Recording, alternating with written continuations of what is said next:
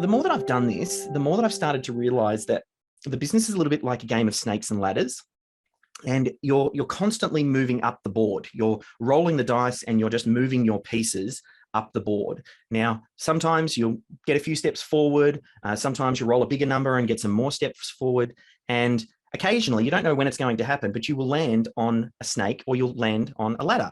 When you land on a ladder, that might be something like COVID. It's the disaster. It's the thing that you can't plan for. You don't know when it's going to happen. It's that black swan event.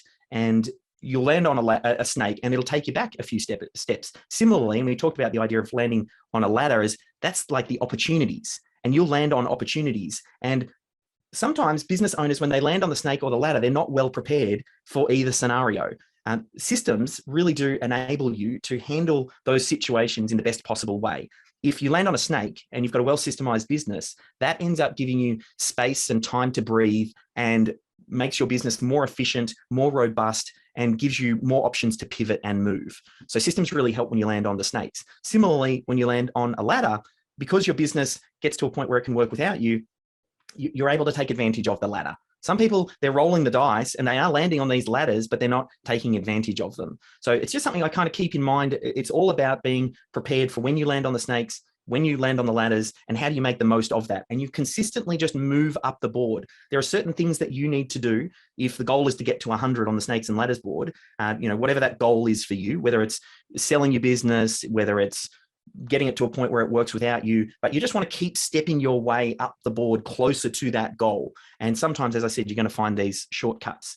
I shared a few of the shortcuts that, or the opportunities that I've landed on. I had that chance where I sold the Melbourne Cricket Ground, the MCG, and I talk about that in the book. I had my TEDx opportunity, and obviously working with Michael Gerber, and a lot of those wins, those ladders, they were the things that jumped me up 30, 40 places. And there, again, it kind of sounds like the world is a non-linear place.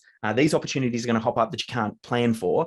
So as I said, the best thing that you can do is just prepare to take advantage of those. Now, I can tell you about my stories, but I think really you kind of translate that back to you and go, who really cares about, Dave landing on that ladder? I want to know, can I land on a ladder? Will I have space to land, to crawl up that ladder? And is SYSTEMology going to help me do that? One story I remember, like one of our clients, this is Bruce and Henry, they run a company called Oh Crap, and it's biodegradable dog poo bags. They kind of came up with this idea that, it seems absolutely ridiculous to be throwing out organic matter, like scooping it up in a plastic bag, tying it up and then throwing it into landfill.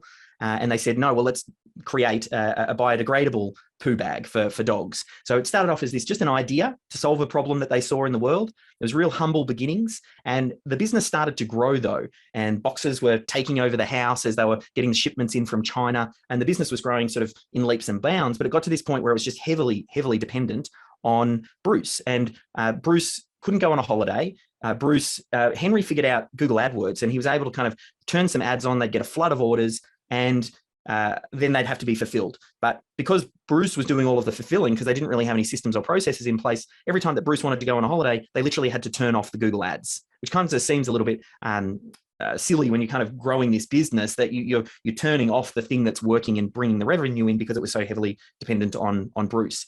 So they recognized this issue. It was actually Henry, and he said, we want to go to work on our systems. And he came across SYSTEMology and started to do the work on SYSTEMology.